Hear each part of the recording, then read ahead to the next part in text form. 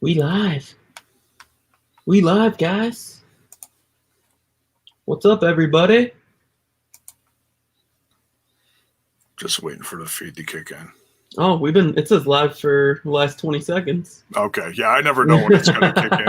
Welcome back, everyone. J-Bone here for Smash This Podcast.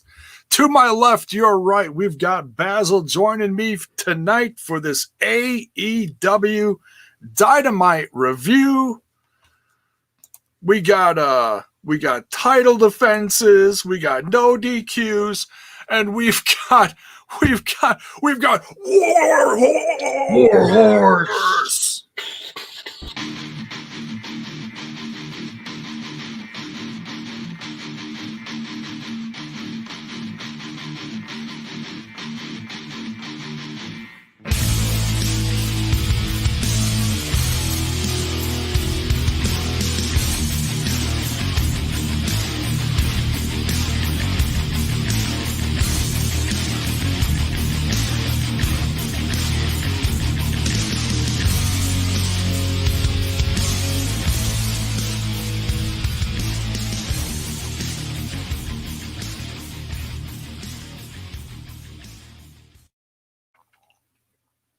All right, and we're back. Dude, what a loaded episode, man. This was a crazy episode for sure. This was a ton of fun, but before we get into this, I gotta just be real for a minute. I've been doing a lot of physical stuff around the house today. This past week in general, and this isn't me trying to sound like a whiny little bitch. I'm just trying to be real. And I went in today thinking, okay, I got AEW tonight, but man, I'm telling you, I was dragging ass. I was feeling like garbage. And then I had a message to my own personal Instagram, not the Smash Instagram, but it was my personal Instagram.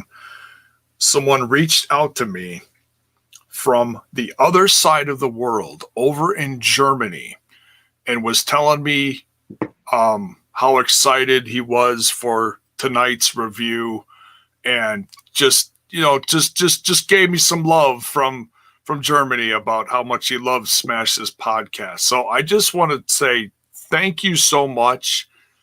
I needed that. Yeah, sometimes we all just need that little bit of reassurance to help us out. I mean, there's nothing wrong with spreading the power of positivity, as the New Day likes to say, and I fully believe in it. I fully believe in complimenting and just lifting people up. I got you, brother. I got you. Yeah. So we all need it from time to time. You never know how someone's feeling. Recently went through that with a good friend of mine who I've known 20 some odd years. So, I mean, everybody needs it from time to time, and it helps to always have somebody in your corner. It doesn't have to be somebody that you know personally, but just to know someone's in your corner is always reassuring. Someone's thinking about you and just, offering whatever they can. Yeah. It does amazing things. And that one thing today got me in the mood, got me back on my feet, ready for tonight. So thank you. That's awesome. Yeah, that was tremendous. And then he was also asking about Smash This Podcast merchandise, about sending it to Germany. And I told him, I said, well, as far as I know, the website that I have does ship internationally. So if you're in the U.S. or you're across the pond somewhere on the other side of the world, Europe, Russia, China, wherever, What For Apparel ships internationally. The link is in the description if you want to help support the brand. And as I always say before we get into this, don't forget to smash that like button and smash that sub button. And smash it, guys. Smash it. Smash it. Smash it hard. But don't smash it so hard that you're like, it's like, oh, damn, my phone or my computer. Oh, my God. All right, so this is the AEW Dynamite July 29th, 2020, Season 2, Episode 31 review. Starts out hot. We didn't get Cody to start this one off. I was a little surprised. Were you like thinking we were gonna get Warhorse right off the bat? I'm glad we didn't. I felt like, I mean, obviously you always want to get that surge of viewers. I mean, it really worked well for Eddie Kingston last week. Yeah. But I think this wasn't a surprise type thing, and this was a people were very excited for it. So I think people tuned in from the start of the show regardless, and it was good to keep them in. Oh yeah. Yeah, we started out hot with Mr. Smelling Like Cat Pee, Jericho with his Inner Circle guys. Sammy Guevara is back.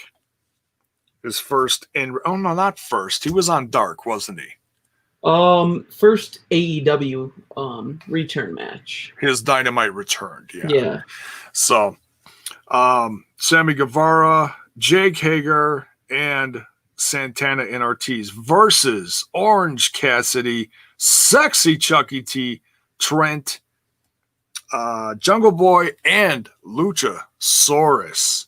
Dude, he just looks damn good for 65 million years old, man. I mean, he was something kind of came loose there in the middle of that match. He almost lost his face. I was just like, oh no. Need to get some extra straps on that bad boy. That's a first, yeah. I mean, I didn't see exactly like how that came loose, but you know, some strap pops off of whatever. This one was all over the place. A lot of spots in this one. I popped for the whole Orange Cassidy, Jake Hagar meeting in the ring. Jake Hagar had him like in an awkward bear hug where Orange Cassidy was way up here, and then Orange Cassidy got his hands loose and boxed his ears. I popped for that one. What did you pop for in this match? I was a big fan of the hug spot that went into Sammy diving in. He caught himself because he didn't hit anybody, but then he realized, uh-oh, there's 5 of them and there's one of me, and everybody on the inner circle's on the outside. Oh, dude, he was surrounded. Yeah, and then they all kind of just did the beatdown on him until Hager came in and did a little equalizer on Trent. The beatdown ensued. Now, this one ended interesting. We had a little callback. Matt Hardy shows up. No gimmick. It's just Matt. Just Matt. And he has like 3 different things now or something. It's like you don't know who's which. Just V1 or... It's V. I thought it was V2 now, or V. It's that's something else. No. But yeah, we got EC3. What was it? EC3. We got that right there. Like that, or is I thought EC3 is this, but it might be that. I don't know. That? Okay. So, I was gonna say something else, but no, that's just. Never mind. We'll keep it nice. So Matt Hardy shows up and causes some interference not seen by the ref. Causes Sammy to take the loss here from Luchasaurus. And man, Sammy was pissed at the end of this one. The win goes to Orange Cassidy and his crew. What'd you think, man? I mean, Sammy, of course, I mean, he felt like he was about to hit a big move or possibly hit his what is his like moonsault? It's like 450, isn't it? Yeah, something yeah. Like that. And he just felt like he had the win and it was taken away from him. I mean, there was so much interference and all this stuff, and it just didn't. It was the Inner Circle's games played against them this time. It's absolute chaos in those, and props to the ref for trying to keep any kind of order in this because she had her hands full. Absolutely had her hands full. Oh yeah, Aubrey. I feel like Aubrey always gets those crazy matches, especially Jericho. She's always reffing Jericho's matches. Jericho talked about on Talk is Jericho how he requests Aubrey and he trusts Aubrey, which is good because trusting a referee is important, just as important as any other wrestler in the match. It is, yeah. It says some people are very, for lack of better words, I'll say picky about who refs their matches. Mm-hmm. It's interesting. So I just want to thank everyone for tuning in so far. We got a nice little number. And don't forget, you can also watch this over on the Twitch box. We're trying to grow the brand. Just look up Smash This Podcast on Twitch TV. All right, we continue. We get Mox with a promo. Says Starks is running with the wrong crew, and that he doesn't start fights, he finishes them. I mean, that's a loaded promo right there, because Starks and Cage have been doing a lot to Mox, and also Darby as well. I mean, clearly, that attack last week felt like Darby was going to be out this week from a concussion. I wouldn't have been shocked. So when they said Darby wasn't there, I kind of just went with it. Yeah, and they really played that up in the back too. With the only thing they didn't show was like a beaten down Darby at their feet. And that's what I was expecting. I was expecting the camera to pan down. I mean, we're getting ahead of ourselves a little bit, but that's okay. So yeah, obviously, Mox getting set for later tonight in the main event. Now we've got what we thought was going to maybe kick off the show. We got Cody's defense against a debuting Warhorse. Dude. Warhorse. Yeah, see, so I don't have any Warhorse gear, so I busted out the old Ultimate Warrior shirt. That's the closest thing I could come up with. So, but man, and I've heard so much about this kid. 27 years old. I've seen just everybody and anybody sharing indie matches with him from all over the place. Everybody giving him some love. So excited for him tonight.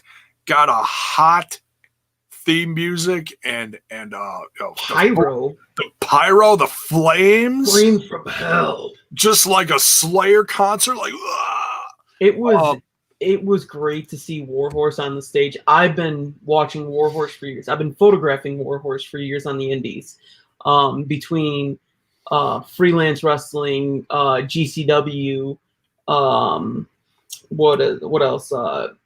Glory Pro down in St. Louis. So, been a big fan of Warhorse, and I've seen his progress from what he used to be until after he got the turnbuckle ripped out of his mouth, and it kind of changed him from just Jake Parnell to what we know now as Warhorse. And it was great to see that fan reaction and speaking up can help someone else out.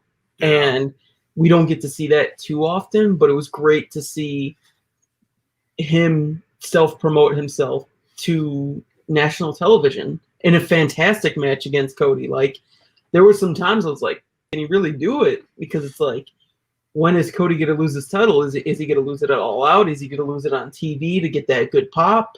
We don't know yet, but Cody's had a good string of has had a very, very good run ever since he lost to MJF at Revolution.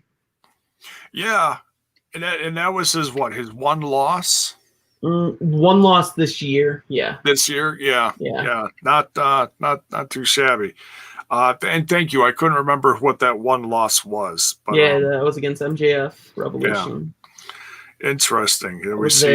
We see him later. Were you? Nice. Oh yeah, I was doing roaming shots. I did all my pre-tapes already, so by the time that match happened, I was just out there doing shots wherever I wanted.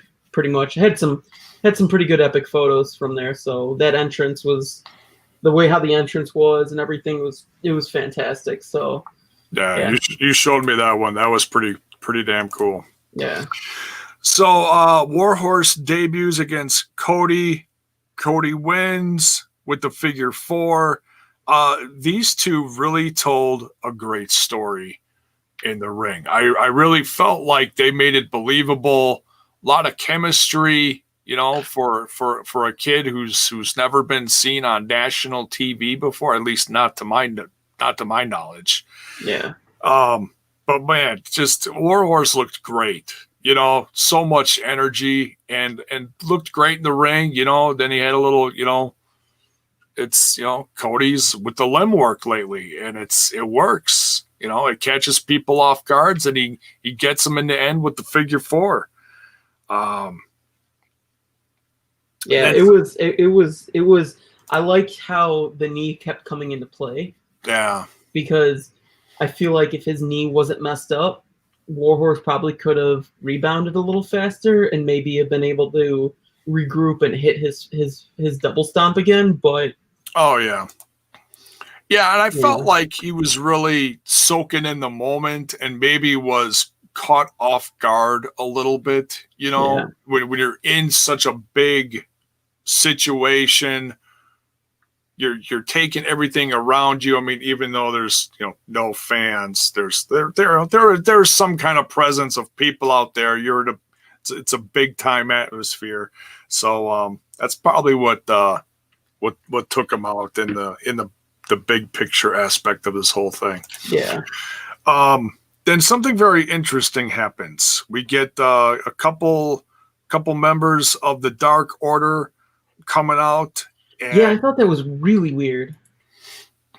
Yeah, it was to set up something else. So Warhorse actually saves Cody initially and takes the first beating from these two guys from the Dark Order.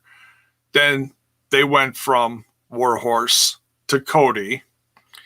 And then lo and behold, we get another debut, Basil. Who shows up to rescue Cody? Woo, woo, woo.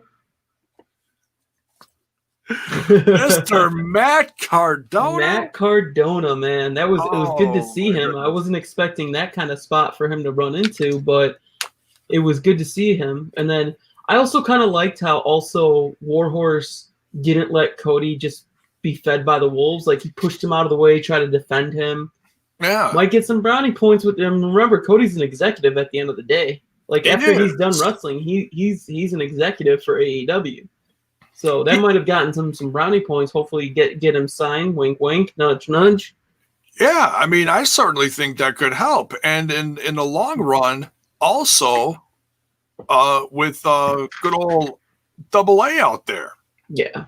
He might be, this might have impressed him too. Be like, hey, you know, that kid didn't dump you and leave you to the wolves. He tried. Yep. So, you know, maybe that'll maybe that'll impress him too. So we'll have to see what comes of this. But Matt Cardona is here in AEW. Super stoked. I know it's been a giant question mark of where these free agents are going to show up. Did you know about this one, or did you not know about this one? About Matt? Yeah. Yeah. I mean, come on. Like, yeah, come on. It's dude. Cody and Matt are such good friends. Yeah. Like, and there is a bond there, and we've seen that on the social medias leading up to this here and there sporadically. Yeah. Yeah. I mean, I didn't know per se that he was gonna debut tonight, but he recently had a new set of promo pictures taken by Harry Aaron, fantastic photographer. And I was like, okay. And then didn't see him at Impact. Now I can say that. Didn't see him at the Impact tapings, and just kind of assumed that he was going to be at AEW. It was the most logical sense for him to be there. So him and Cody together, maybe if Cody drops the TNT title, maybe those two can form a tag team. Oh, that would be interesting. Have those two with Arn as their manager. Oof. There's a lot of little things going on, and we're going to get to that in just a little bit. So yeah, Matt Cardona with the debut, even has the new shirt, Hang on a second here. Let's see if I can bring this up. Oh, no, that's something else. You want me to send it to you real quick? I got it. I think I got it saved. I saved something. I saved something else. It was I got you. Hold on one second. I got you real quick.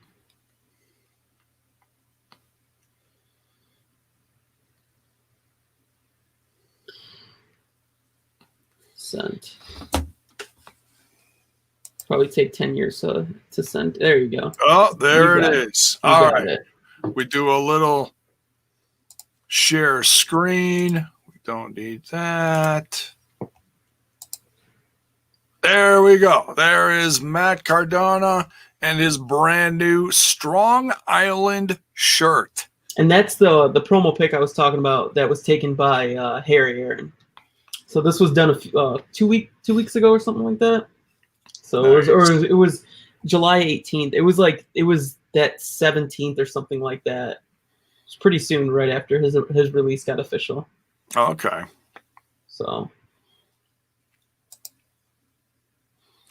get that out of there. All right. So thank you for giving that to me. Appreciate it. Yeah. Had something else lined up for a little later we'll get into. Yes, Zack Ryder does look jacked, Elijah. I agree. He looks like he's looks like he's worth $1 million now. Man. He's always had that it factor. The problem is WWE didn't make that it factor. He made it. He was self-made. Literally, he was self-made with the True Long Island story, which was really like the first YouTube show made by a wrestler that wasn't kayfabe in a sense. It was a little mix of both, and I think that because he did that himself, WWE didn't really like it and kind of killed his push and literally threw him off the stage. Yeah, in a wheelchair. Oh yeah, geez, what a wreck! What a waste! What a waste! Like it was. I mean, The Rock was out there at Survivor Series, and people were chanting for Ryder when The Rock was trying to cut a promo, and the fans were chanting for Ryder. Yeah. Like, and that's something big. And that was at the same Survivor Series that CM Punk beat Alberto to start that 434-day reign. There you go. So yeah, that's just crazy. Yeah, you never know why stuff happens. You think something's gonna be hot. I mean, he was IC champ after that, and he had a nice Mania moment, and his family was there. For one day. Yeah. Ugh. Unfortunately, yeah, it's such a buzzkill. But just you know gets what? Ripped away from you. Yeah. I have faith that AEW is gonna treat Matt Cardona right, and that he has a good restart. Drop the name, of course, because that's not a shoot name, and WWE owns that. But yeah, it's okay. Start from scratch. They know who he is. Everyone knows who he is. He has a huge following too. I mean, he does. I mean, even for being a mid-card guy, there's a lot of social media. 2.2 million followers on Twitter. Yeah, and a lot of it lately over the last few years has been because of YouTube.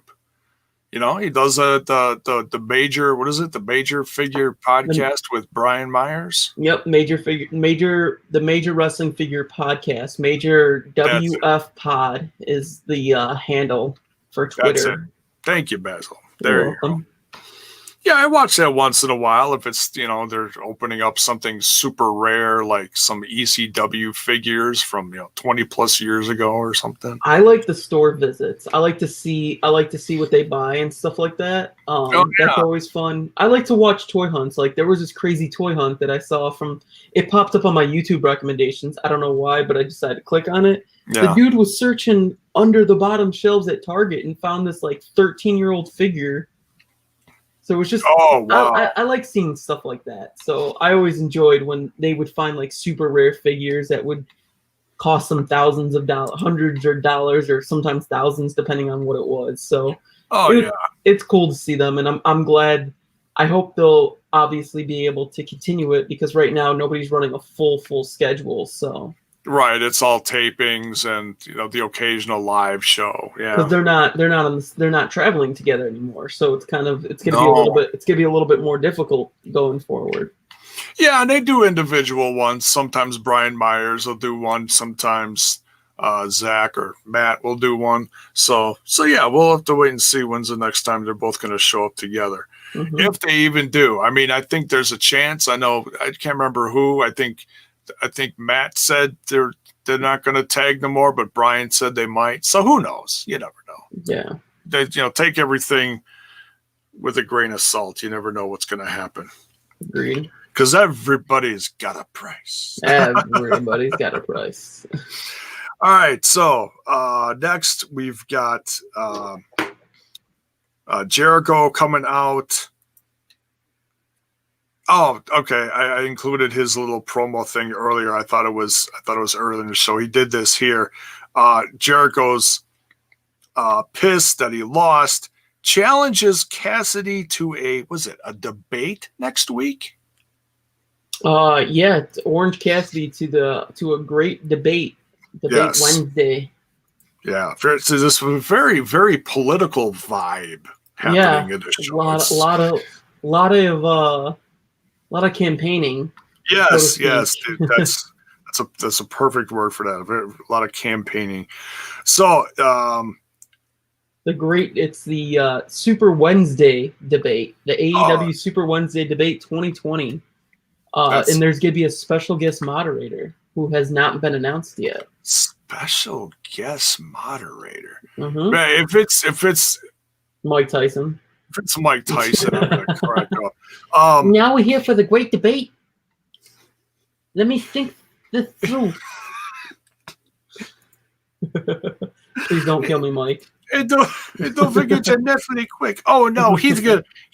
I heard personally that Mike loves Smith's podcast. Smith this podcast. Yeah, Smith it. And then he just knocks you out. Smith it hard, yeah.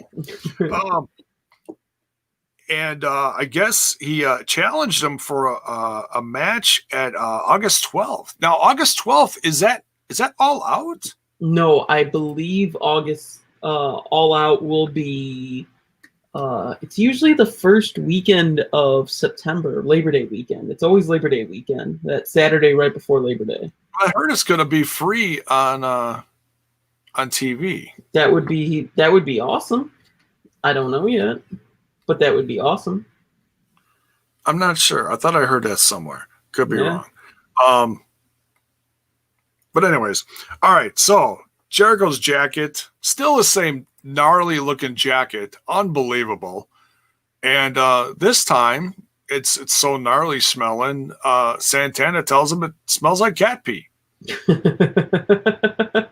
It's just, you know what? It's food that's just been sitting there, and it's just like kind of gross. I mean, How many weeks has it been now? It's 2 weeks. Two weeks of that orange juice and the orange chunks and the pulp, a lot of pulp. The pulp's just absorbed in there. My wife watching that, like, I loved it. I absolutely laughed my ass off at this. My wife, Mrs. J-Bone, says she's gonna send Chris Jericho the $40 so that he can go get it cleaned. I mean, it's a $7,000 jacket. Is that all it takes to clean that? That's been for stains that's been set in for 2 weeks? I don't know. I mean, I got some Whippet around here somewhere too that might be able to do something. I don't know if anybody ever heard of that Whippet. That's pretty good. Speaking of cat pee, I've got like 5 cats in the house. It's a thing when you got pets and you got cats. Sometimes it happens. Yep. And I can tell you that Whippet, it's the best thing I ever bought. I spent $40 on several containers at one of those little display setups, where they show you the example and look what it does to this. Yeah, I was the first one. I was like, "Shut up and take my money." I grabbed the bag right off the table. I was like, "Yes, thank you." So, all right, now enough of that product placement. Next, enough of the cat pee. All right, so now we've got the contract signing, the official contract signing of FTR. Contract signing joining AEW. FTR is officially all elite now. They are. No more free agency. So No. I don't know how we're gonna get the North versus FTR now, but hopefully maybe Warrior Wrestling, because I mean Warrior Wrestling books both Impact and AEW talent all the time. I mean we got Joey Janela facing off against Jake something, aka Cousin Jake. So I mean anything's possible, man. Anything's possible. Who's facing Jake? Joey Janela is facing up against Jake something. Cobb is up against Cage. Yeah, Sam Adonis versus Lance Archer. New Japan versus AEW. Yep. Wow. It's a wild show. I mean, we got sorry to veer off track a little bit. We got the Rascals. Okay. We got the Rascals in 6-man tag match action against Alex Zane, Ben Carter, and Blake Christian. Or Christian Blake or Blake Christian, and we got Pillman versus Robert Anthony. That's MLW versus AEW right there. Yeah. Yeah. So I mean, and then you got Kylie Ray versus Ray Lynn. So you get, and then Isaiah Velasquez versus Trey Lamar. That's more indie, but Isaiah Velasquez, one of the best talents you never heard of. That name Hands down. The name sounds familiar, Velasquez. So maybe it was. He used to have these bangers with Mustafa Ali before Ali got signed to WWE. Okay. He used to just have these bangers with him in the Abbey, and all these like places at Freelance Wrestling. Check it out on IWTV.com. There you go. So there you go. I've heard that's one of the better ones out there as far as like showing good indie stuff. Oh yeah. So when is that Warrior Wrestling That show? is Friday, August 7th. It's called Friday Night. No, it's Friday Night Lights, and it will be on Fight TV. So you can get it. There you go. It'll be an outdoor show in the middle of a football field. Oh, that's a unique setting. So they got plenty of space to like put the crowd out there, and I mean limited, but yep, it's gonna be plenty spaced out. Everyone's gonna be temperature checked, even the fans. Everyone's gonna be like we all have to get COVID tests for this. Oh wow. We all have to quarantine as much as possible.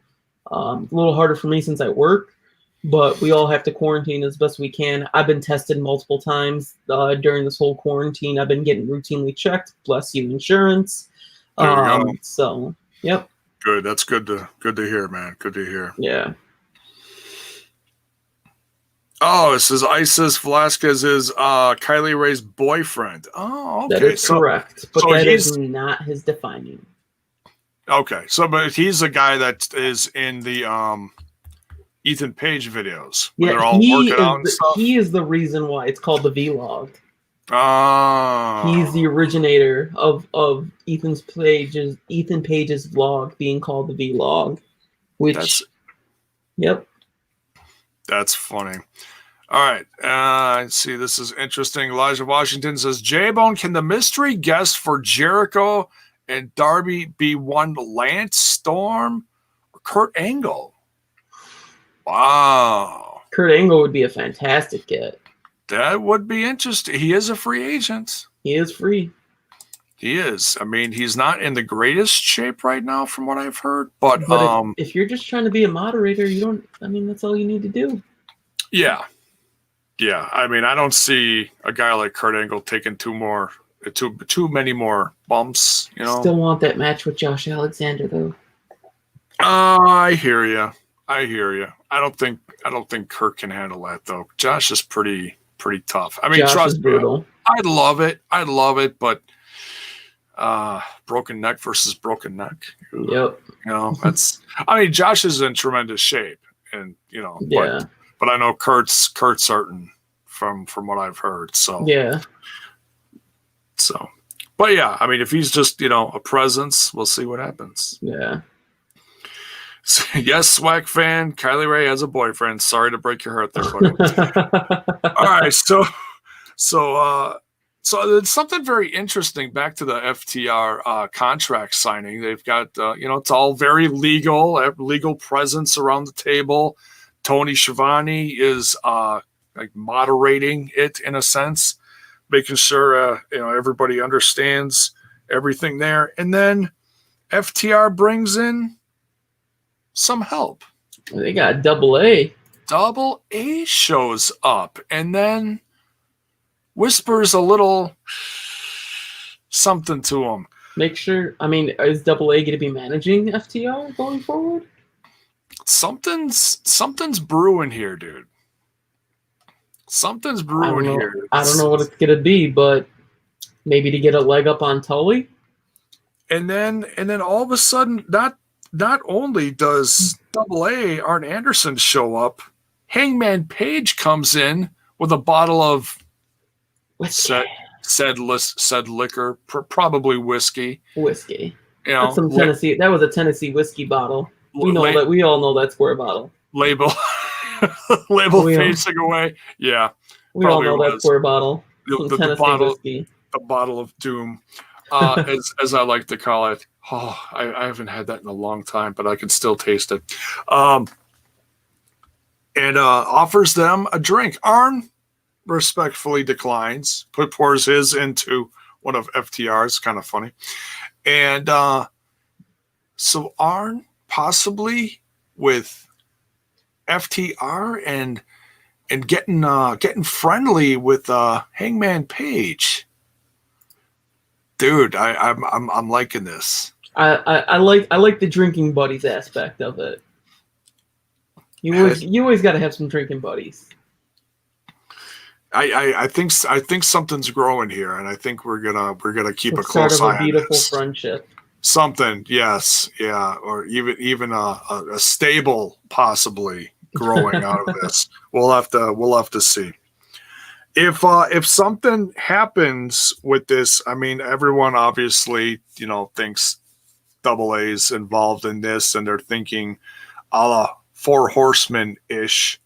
Obviously, they can't call it that. Swag fan is currently devastated that Kylie has a boyfriend.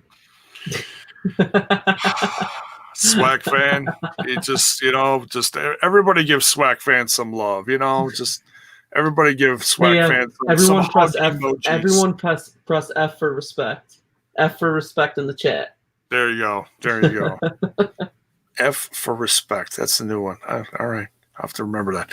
All right, so we'll keep an eye on that, and let me know if you're watching this now or if you're watching this after the fact. If Arn Anderson forms a new stable, what would you call it? I'm really curious to hear your thoughts.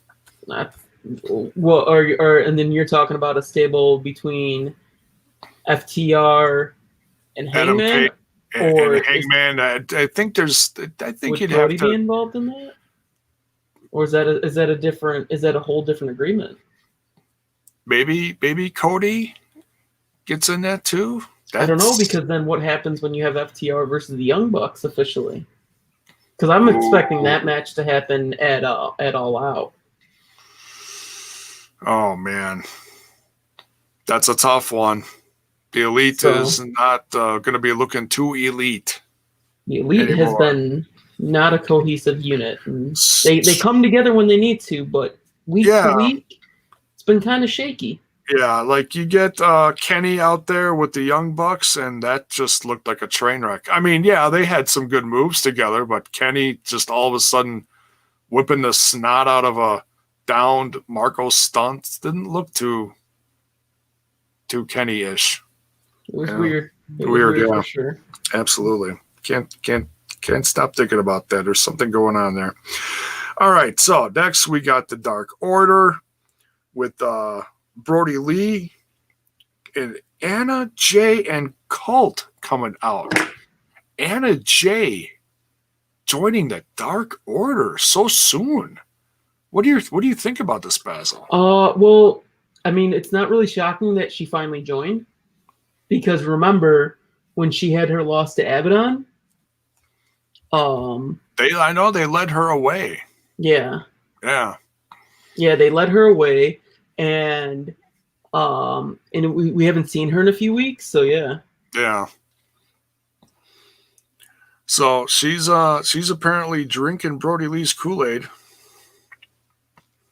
Yeah. So I mean, and then he kind of, and you notice he tells Colt and Anna to go away. Like they're these innocent, like he knows they're very good-hearted people, and they're not true, like full-on fledged members of the Dark Order. They got to slowly bring them into that. He knows they have a little bit more willpower. So if they see something that they don't like, they're not going to be in tune with it.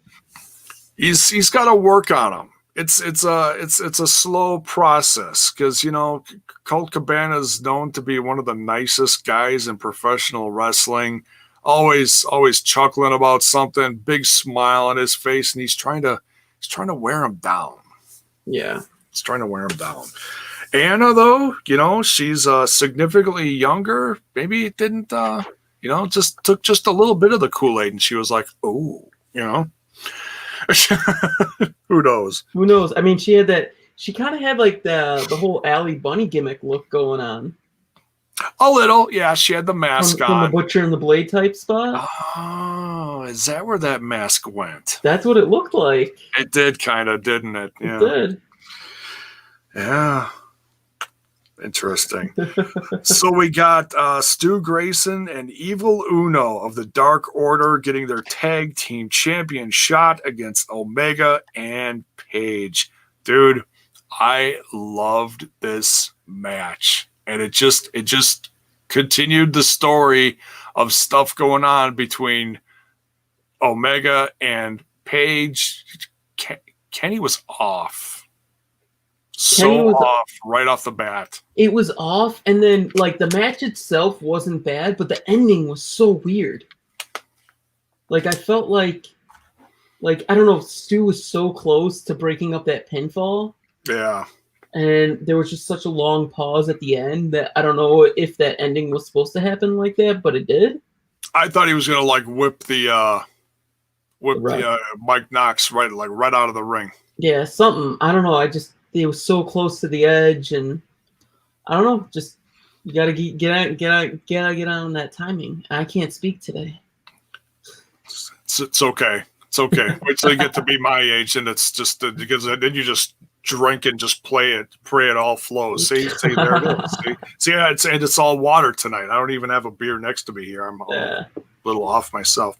All right, so good match. It was great to see Stu and Evil Uno get this shot because I've liked them since day one, and I've always been very curious to see how they would progress in this company, and it took a while to get here, but hey, I dug it. I felt like they absolutely had a shot. They're a great tag team. They're a veteran tag team. And, man, one of the first things I noticed, Paige is down in the ring, just out there, cowboy kicking ass. And Omega just sitting back and watching for a moment. Just, all about himself, all about his pyro. And just, it took him a while to get into the swing of things. Yeah.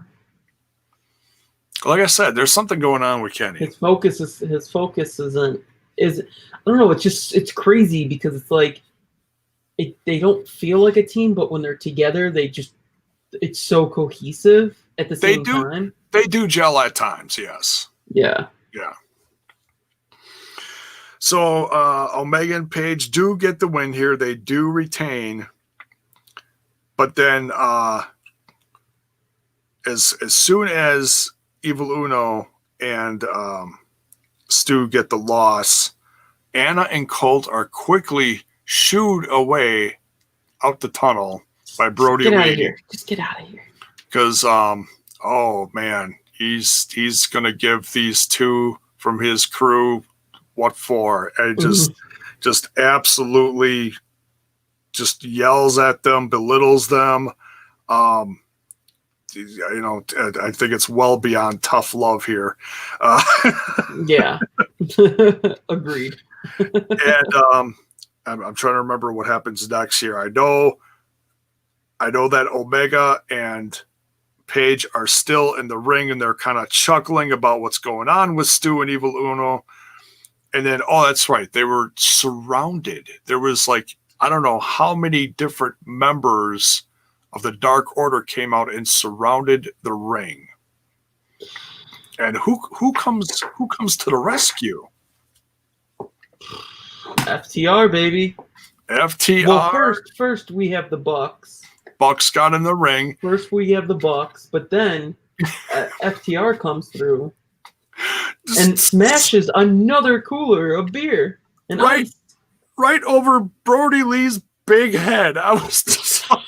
He went down like a sack of potatoes and just ice and beer everywhere. I was like, dude, they are gonna kill someone with these coolers.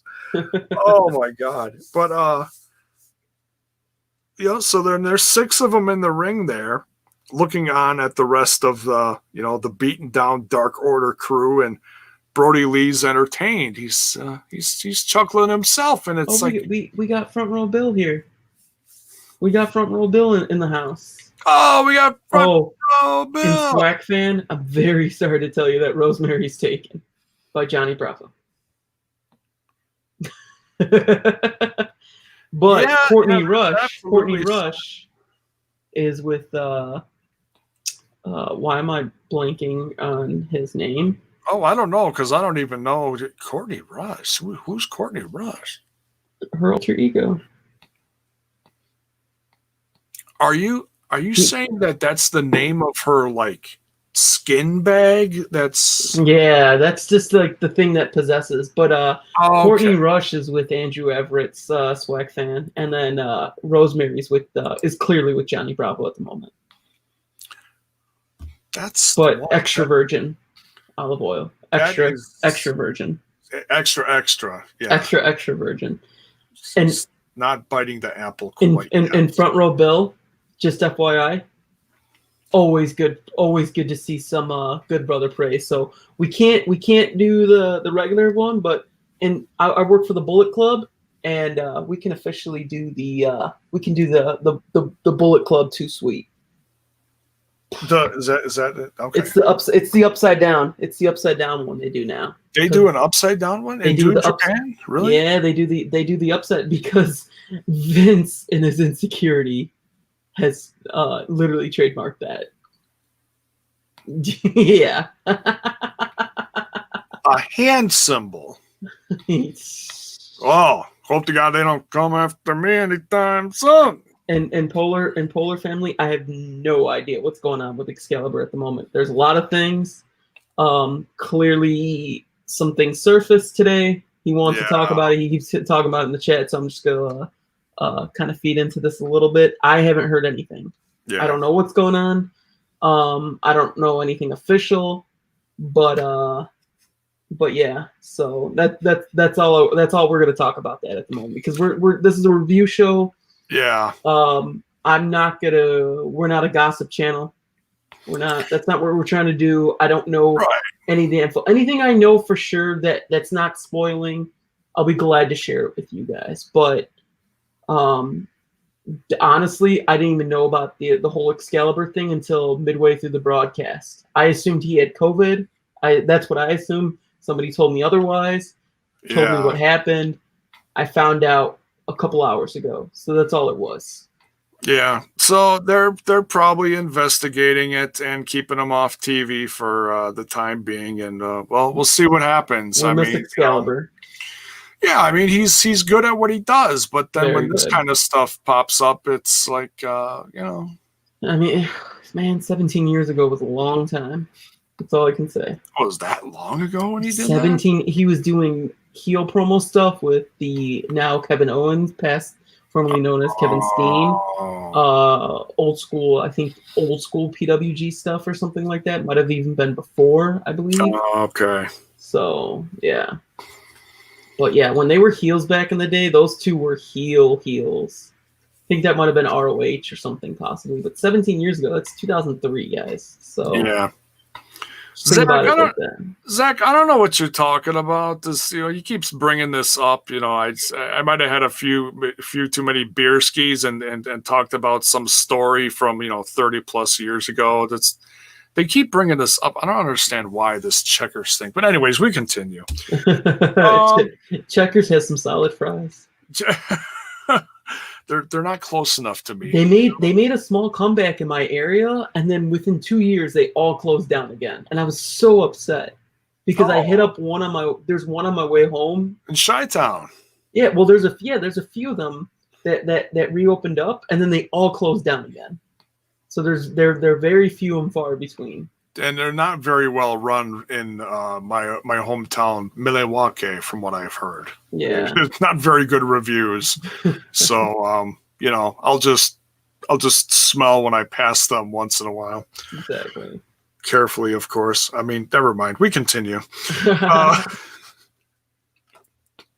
Now I'm hungry. So I know, right? And I was going to bring this up too. I didn't write this down, but this, we're talking about fast food. This just popped up in my head right as the show kicks off. On the right lower the Burger King, the Burger King scan bar. I was like, "Are you serious?" I was. Did anybody actually order Burger King through that QR code? I want to know. Yeah. Hit us up. Let us know if you ordered some Burger King through the code, the scan code in the bottom right hand corner. That cracked me up. I yelled to my wife behind me. She was crafting on the other side of the room. I'm like, baby, go get me a Whopper. Nope. I'm not too much of a Burger King fan, but I mean, if it was free, it's free. I'll eat it. Oh, I'll take it over McDonald's. See, I'm a McDonald's guy. All right. I'm a McDonald's guy. Yeah, McDonald's has better breakfast. Chicken nuggets at McDonald's are way better than chicken nuggets at Burger King. I've never tried those. You've never tried chicken nuggets?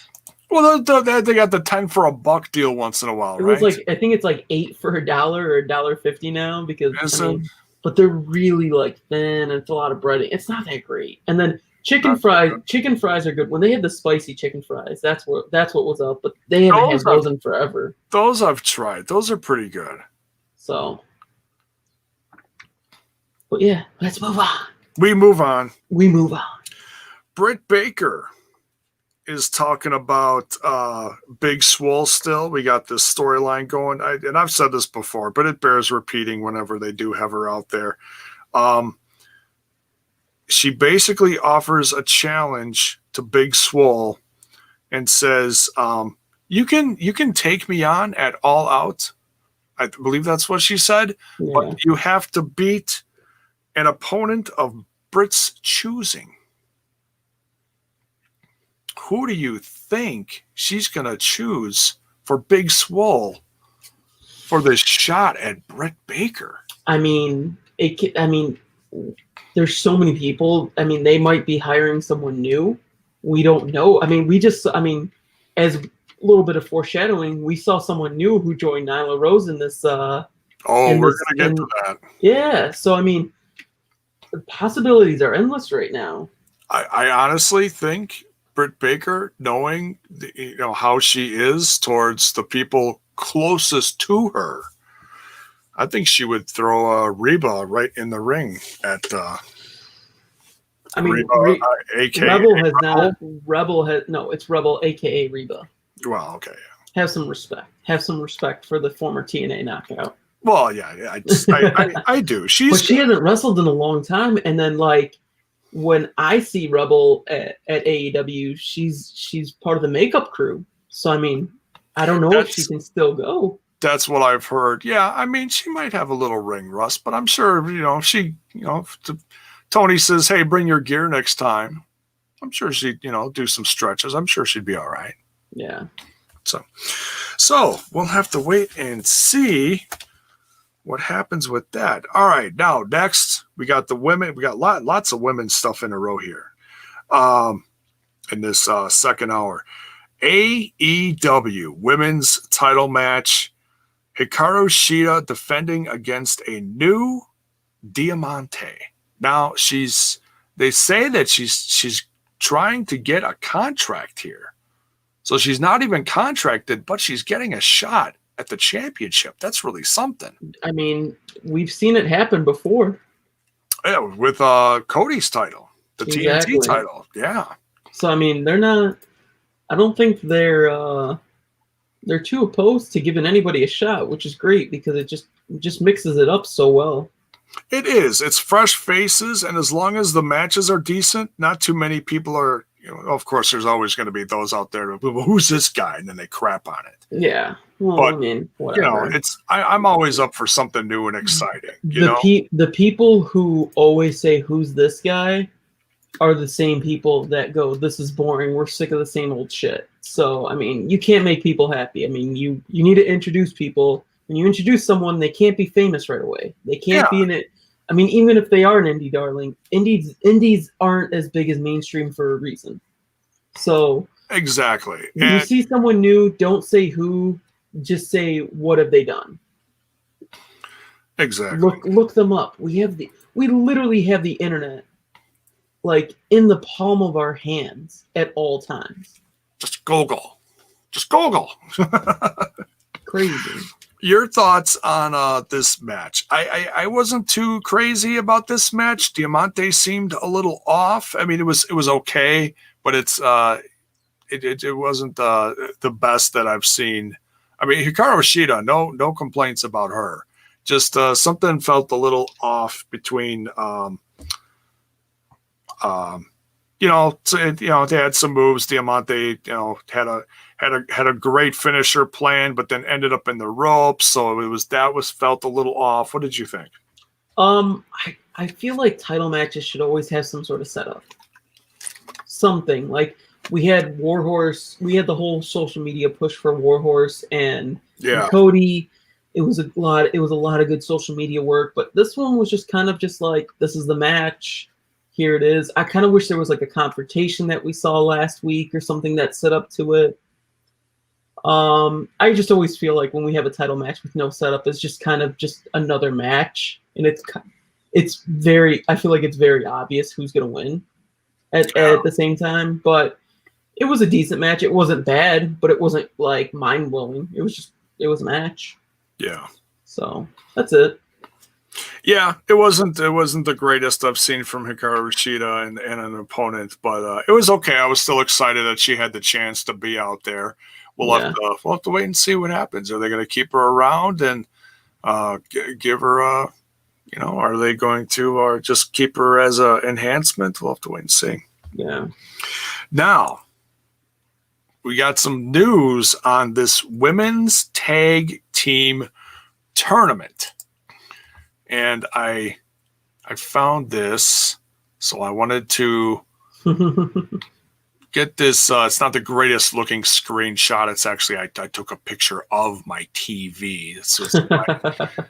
But I mean, you can read it, so I'm still gonna use this. Here are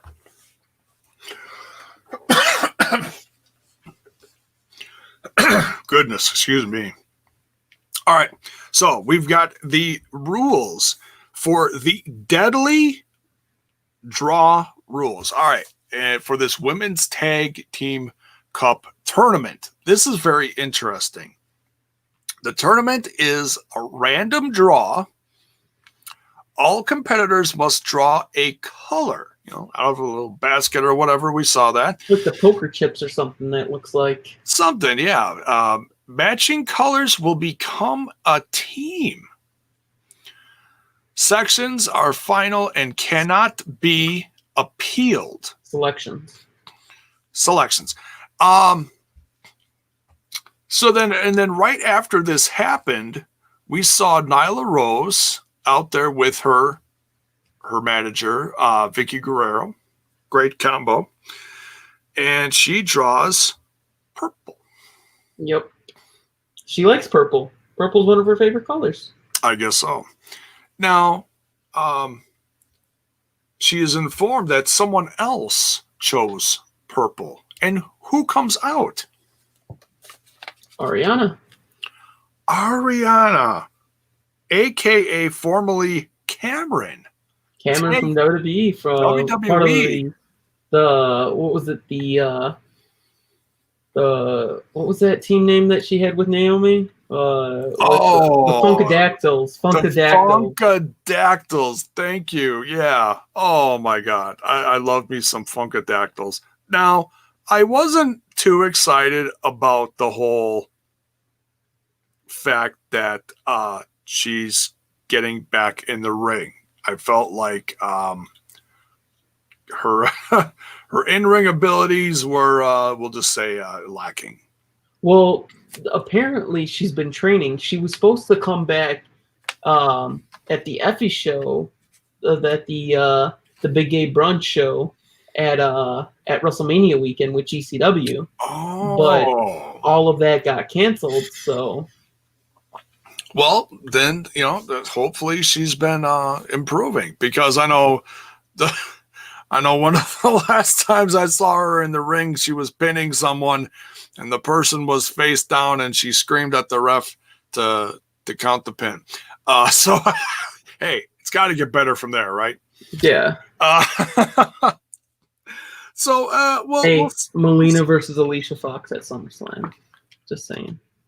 If you know what that is, like, do you know what I'm referencing to? I know what you're referencing.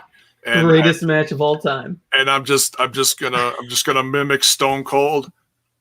What? Like, it's still one of the greatest moments of TV. It is. It is. Molina versus Alicia Fox. As far as WWE reality television goes, just. Oh, I love reality TV so much. So much. Of all the history from the golden era of WWF to that current time, what was that, 10 years ago? 10-ish? Dude, don't downplay this match. I tell every single person who wants to get into wrestling, what match should I watch? And I tell Molina versus Alicia Fox at SummerSlam, and they never talk to me again about wrestling. So it works. All right. I'm joking. I don't do that. I'm gonna steal one from Trenton. We're gonna cut your mic. No. I'm gonna steal one from Up Down Down channel. Respect the decision. Respect. All right. So we'll see what happens. I'm not going to completely poo-poo this yet. Okay. I will be as patient as I possibly can. I will reserve all criticism until I see her in the ring. I think that's very fair to say. But if she shits the bed, she's gonna get it. Like, straight up. It's going to, yeah. But I really hope she has improved. I really hope that it's this new. She seems like she has this new attitude with her. That's good, and I hope that translates well in the ring. Honestly, I never want to see anybody do bad. So, no, you just, like I said, there's room for improvement here, right? Agreed. So, and we'll see, and with a mentor like Vicky Guerrero, with being of an insanely positive influence to this tag team, I think she'll be able to guide them to something. So yeah, we'll have to wait and see who's all going to be drawing what over the course of the next few weeks. I mean, it seems like the Nightmare Sisters are the only ones that get to be as a pair team together, because truly they're the only official tag team that's in the women's division at AEW. Yeah, I mean there were other girls from Japan, I think, that are still technically on the roster, just have not been around because of the current situation. So then that's really going to shake things up. Yeah. Yeah. So yeah, we'll see. And then next we've got this is probably in my opinion the best 5 minutes of the whole show. Honestly, I love me some MJF promo. He is giving his State of Wrestling address. Hashtag MJF 2020. Hashtag not my champion. Dude, this promo was on fire. Gold on top of gold on top of gold on top of more gold. I will say this now. Nobody is better on the mic than MJF. Nobody will be better on the mic than MJF. Ever. As long as Max is in wrestling, nobody will touch him on the mic. He is the future of this industry, and he is the future of this company. Guys like him, guys like Sammy Guevara, guys like Jungle Boy. You know, and granted, no, they're not the biggest guys, but you know what? The talent is there. And if used properly, it's going to skyrocket this brand slowly to where it deserves to be. You know? And I think it's great that he hasn't had a title yet, but he's technically undefeated. He hasn't been pinned. He hasn't been submitted. He's only lost. He's got that ring. He's only lost in multi-man matches. Like, I feel like when he gets that win, I hope they don't Asuka him, where like he's on this undefeated streak and then he loses at the title. Like, I really feel like Max being, I really feel like MJF being the champion would be fantastic. I can only imagine. I can only imagine how great it would be. He's got Wardlow backing him up. That's gold right there. You've got one of the biggest guys on the roster, one of the toughest, you know, quietly just lurking behind. You know, I've said this not a lot, but I've even heard other people say this, that Wardlow has the potential to become somewhat of the next Batista. It's very possible. Yeah, I mean, he's his first match was a loss against Cody, but man, that cage match was a blast. It was insane. Yeah, and for a first match for Wardlow on that brand, can't sneeze at that. That was good. But yeah, this promo was amazing, and he challenges Mox at All Out for the championship. As his music is playing him out, I felt like that was like, oh, by the way, I'm taking the belt.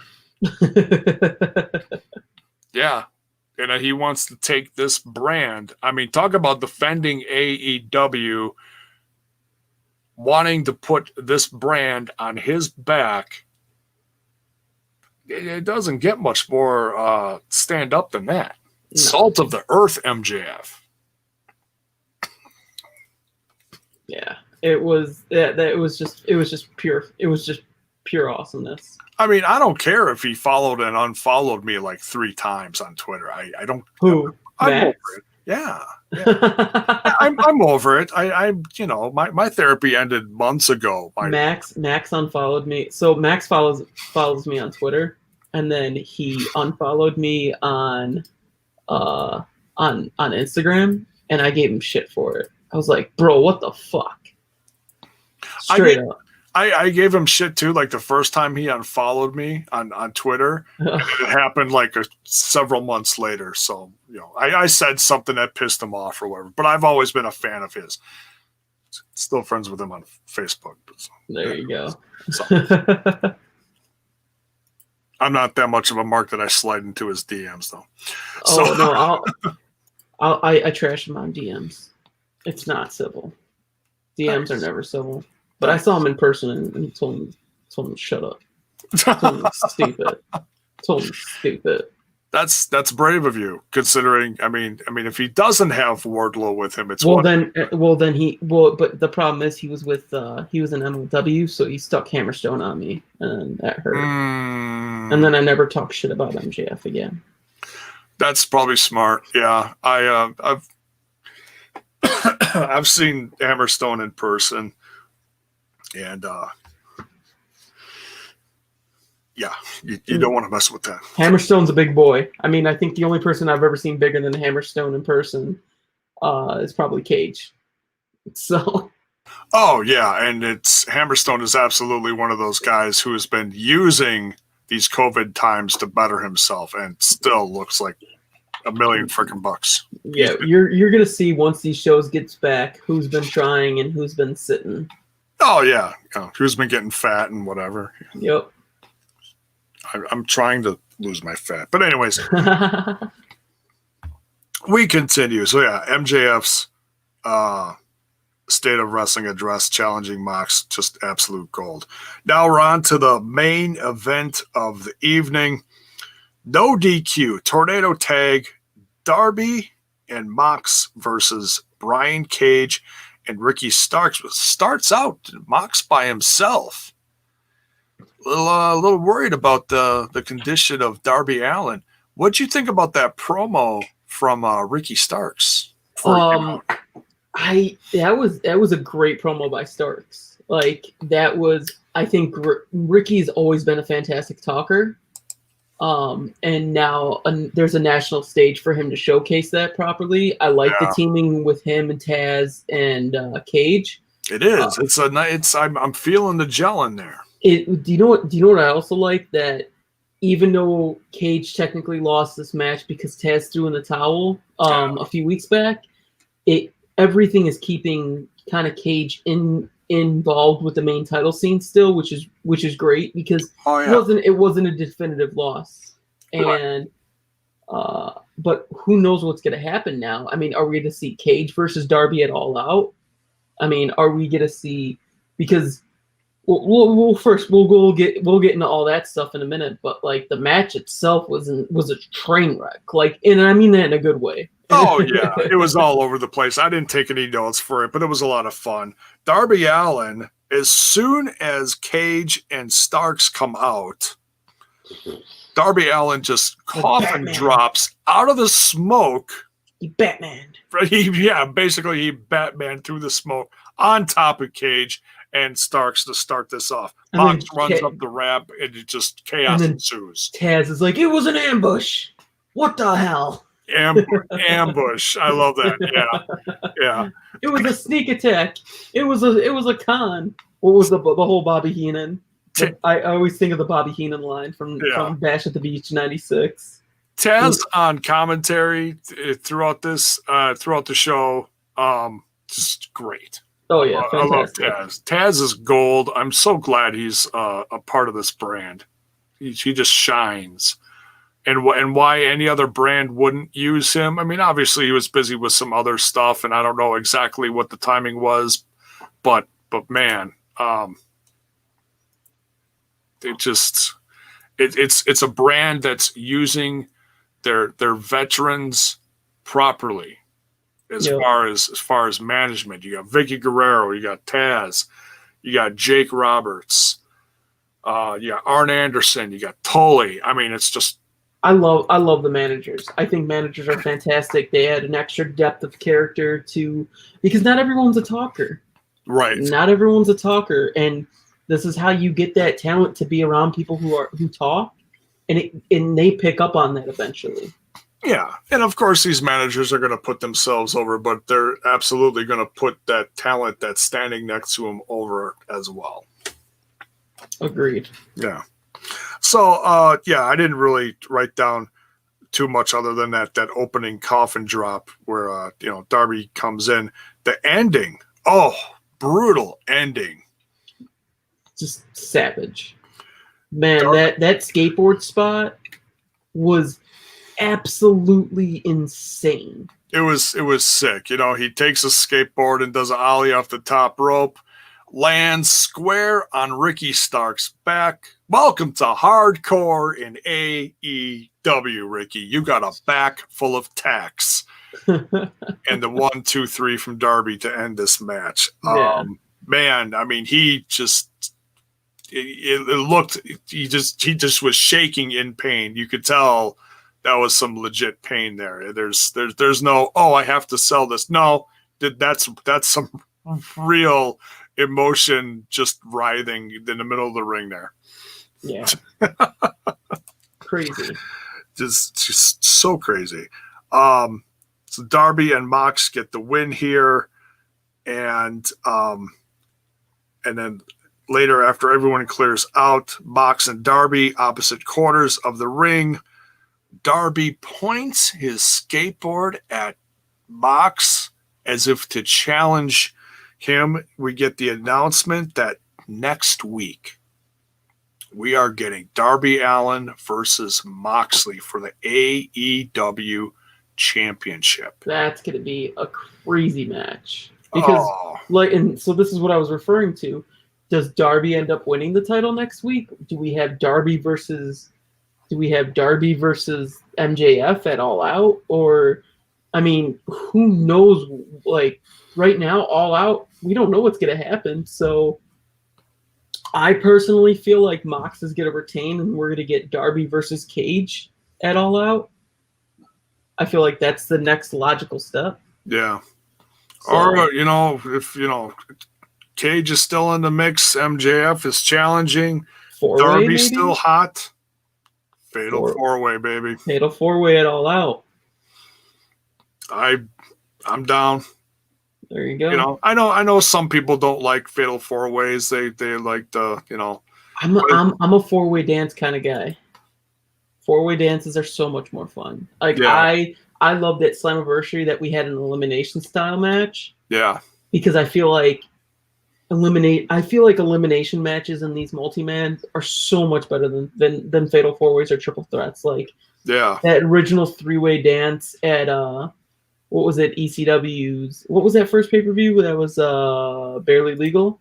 I think so. Yeah, that three-way dance was fantastic. I love three-way dance matches personally.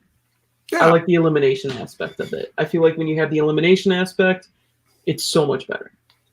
Yeah, a little less chaotic. You get rid of someone, you're down to two.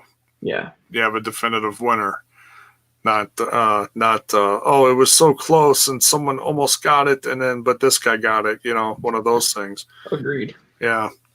So hell of a match. We get a quick rundown of the card for next week. We get Matt Cardona's in-ring debut, tagging with Cody versus the Dark Order. Can't wait to see that, man. Yeah. We got FTR with the Elite versus is that 6-on-6? It's a 6. Yeah, it's the Elite with FTR versus the Dark Order, which includes Colt Cabana in this version. Yes, with Brody Lee. Yeah, with Brody Lee and Colt Cabana. So it's going to be a hot mess. Yeah. Crazy. So yeah. Also, we got the debate between Jericho and Cassidy. Yep. And then, of course, Allin versus Mox. And I feel like I'm missing something. I don't know if they announced another one or not. I think that's all that was announced. Let me check the old Twitter machine. I'll check the old Twitter machine and see. So we got MJF's update.